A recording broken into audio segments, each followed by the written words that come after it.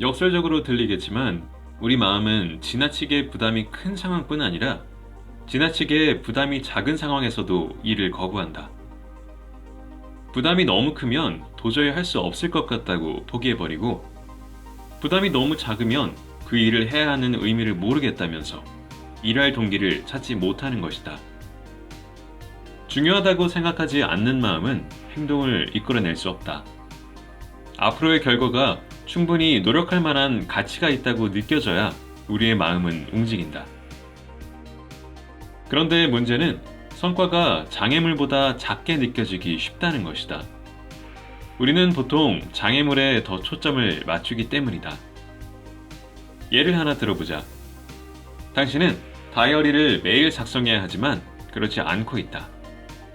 이런 상황에 문제를 느꼈다면 당신은 쓰지 않는 이유에 대해서 초점을 맞췄을 것이다. 시간이 없거나 다이어리에 적을 만큼 중요한 일을 하지 않았다거나 혹은 그냥 귀찮음을 느낀다는 것이다. 이렇듯 자연스레 안 할 수 있었던 이유를 찾게 된다. 부정적인 곳에 초점을 맞추지 말고 긍정적인 이유를 찾아보자. 내가 왜 다이어리를 쓰기로 결정한 걸까?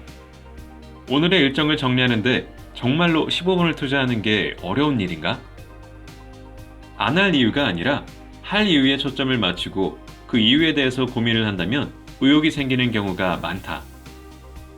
이렇듯 정기적으로 하기로 한 일들을 자꾸 미루게 되는 경우가 많이 생긴다면 결심대로 잘 해냈을 때 어떤 느낌이 들지 미리 상상해보자.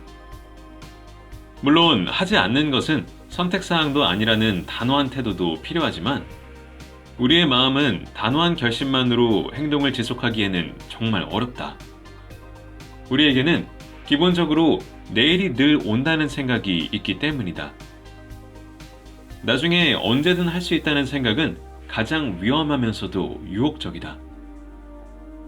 흔히 기회가 언제든 우리를 기다려 줄 것이라 믿고 우리가 원할 때 그것을 잡을 수 있으리라 믿는다.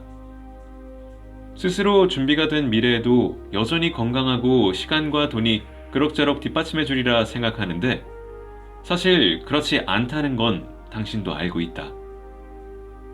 우리 삶이 언제든 끝날 수 있다는 사실을 게을러질 때마다 기억한다면 당신의 시간은 더 이상 당연하게 여겨지지 않을 것이다. 다음에 또다시 새로운 경험 앞에서 망설이게 된다면 지금부터 1년 후에는 무엇이 더 중요하게 여겨질까? 이 질문을 생각하자. 그냥 머뭇거리며 하지 않는 걸 칭찬하게 될까? 아니면 내게 주어진 시간을 최대한 활용한 것을 기뻐하게 될까? 우리 몸은 늘 기꺼이 움직일 준비가 되어 있지만 마음만 우리가 행동하는 걸 가로막는다는 걸 기억하자.